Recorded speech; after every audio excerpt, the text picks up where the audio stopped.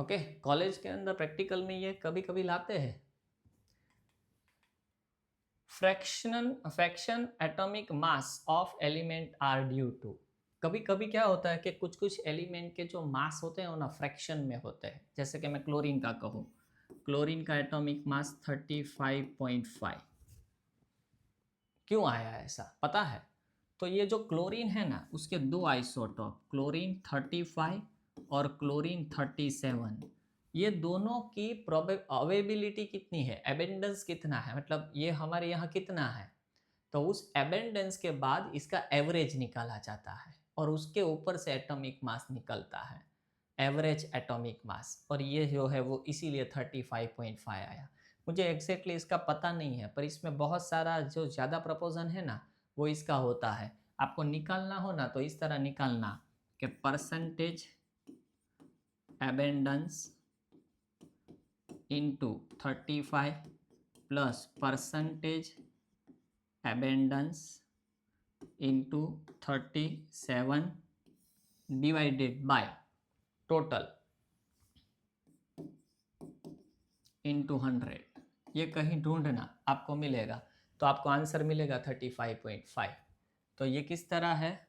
तो presence of isotopes in the element, element के अंदर जो आइसोटॉप है इसकी वजह से क्या होता है कि ये लोग हमें इस तरह मिलते हैं। ओके, चलिए। The molecules O2 O3 and H2 O2 have OO bond, पता है हमें, इसमें O डबल बॉन्ड O होगा, है ना। ये ओजोन है, डबल बॉन्ड O, मतलब इसका तो हम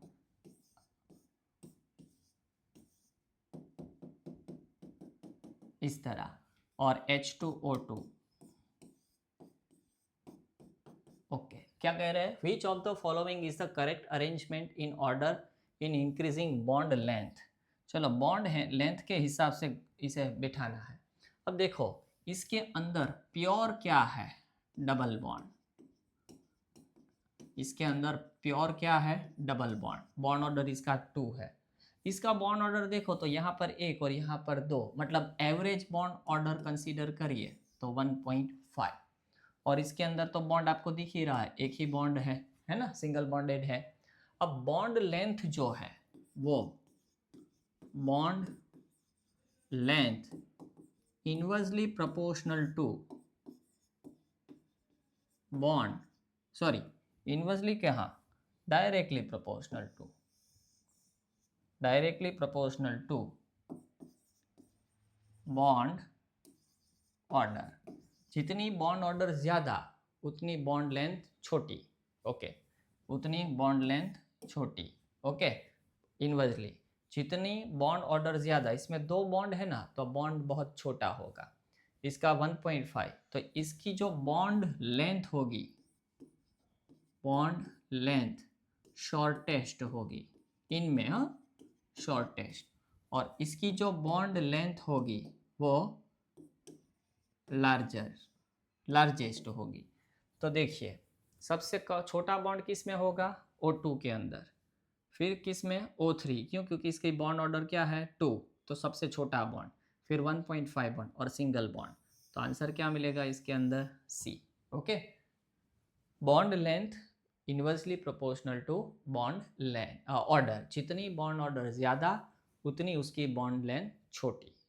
suppose nitrogen nitrogen triple bond है, नाइट्रोजन नाइट्रोजन ट्रिपल बॉन्ड है तो वो तो सबसे छोटा। इसके बाद ऑक्सीजन ऑक्सीजन डबल बॉन्ड। इसके बाद अगर हम करें तो हाइड्रोजन हाइड्रोजन सिंगल बॉन्ड, या तो फिर कार्बन कार्बन सिंगल बॉन्ड, कुछ भी। बॉन्ड लेंथ, तो जितनी बॉन्ड ऑर्डर ज़्यादा उतनी बॉन्ड लेंथ छोटी, है ना। चलिए आगे। If the molecule is MX3 has a zero dipole moment, अगर मॉलिक्यूल के पास जीरो डाइपल मोमेंट है MX3, तो M is pure p orbital sp, answer ये होगा sp2 हाइब्रिडाइज्ड। अब देखिए, आपको मैं कह दूं कि जितने भी प्लेनर ट्राई एंगल होगा, जैसे कि A P B B, BF3 इसका एग्जाम्पल ले लो ना। ओके, BF3 तो होगा क्या? BF F F. अब इसकी डाइपोल मोमेंट हमें निकालनी है, तो कैसे निकालेंगे हम डाइपोल मोमेंट? अब देखिए, इसकी डाइपोल मोमेंट इस तरफ होगी, इसकी डाइपोल मोमेंट इस तरफ होगी, और इसकी डाइपोल मोमेंट इस तरफ होगी। तो अब होगा क्या, आपको और डिटेल में जाना है तो मैं किसी दो को पकड़ो, इन दोनों को पकड़ो, तो इन दोनों की रिजल्टेंट कहाँ होगी? इस तरफ होगी, रिजल्टेंट है ना। तो ये इस तरफ है और ये इस तरफ है, तो ये एक दूसरे को क्या करेंगे? कैंसल। तो इसकी डाइपोल मोमेंट क्या होगी? 0। और आपको मैंने शायद कहीं पढ़ाया है, तो प्लेनर ट्राइंगल, फिर परफेक्ट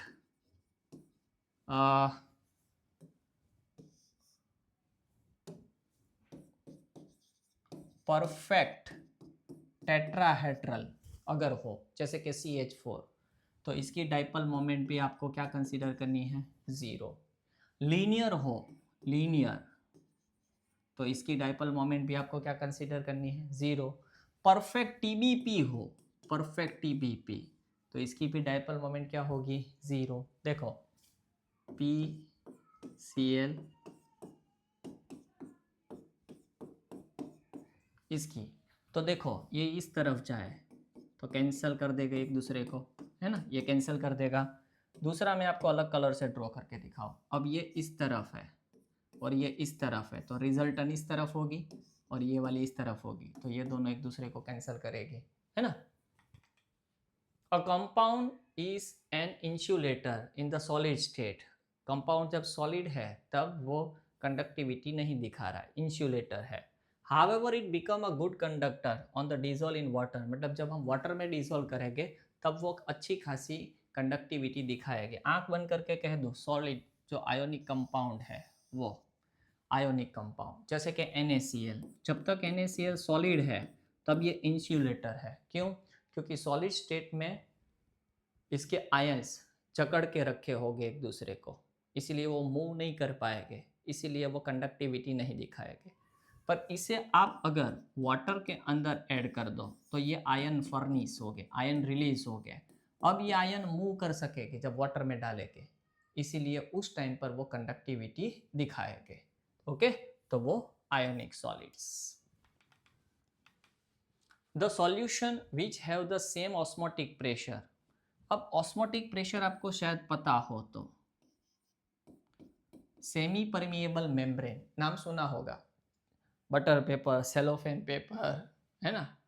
तो अगर इस साइड पर आप प्योर वाटर रखो और इस साइड पर आप कोई भी सॉल्यूशन रखो, कोई भी सॉल्यूशन, ओके, और बीच में सेमी परमिएबल मेम्ब्रेन है। अब सेमी परमिएबल मेम्ब्रेन का काम क्या है वो आपको कह दूं, तो semi permeable membrane only allow to pass smaller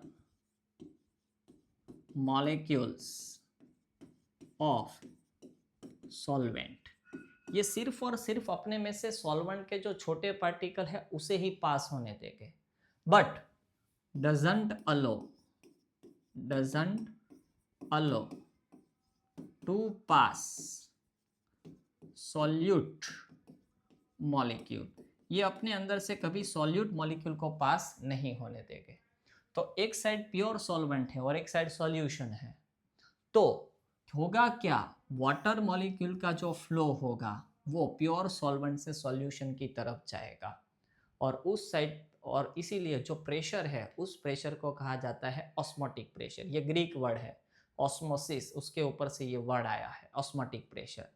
तो अगर आपके पास ऐसे दो सॉल्यूशन है, ये सेमी परमिएबल मेम्ब्रेन है, यहाँ ऐसे दो सॉल्यूशंस भरे हैं जो दोनों क्या कहे हैं कि सेम प्रेशर है, ऑस्मोटिक प्रेशर उनका दोनों का सेम है, तो कोई भी सॉल्वेंट मॉलिक्यूल यहाँ से यहाँ या यहाँ से यहाँ नहीं जा सकता, मतलब उसकी कोई मूवमेंट नहीं होगी, तो उसे कहा जाता है आइसोटोनिक सॉल्यूशन।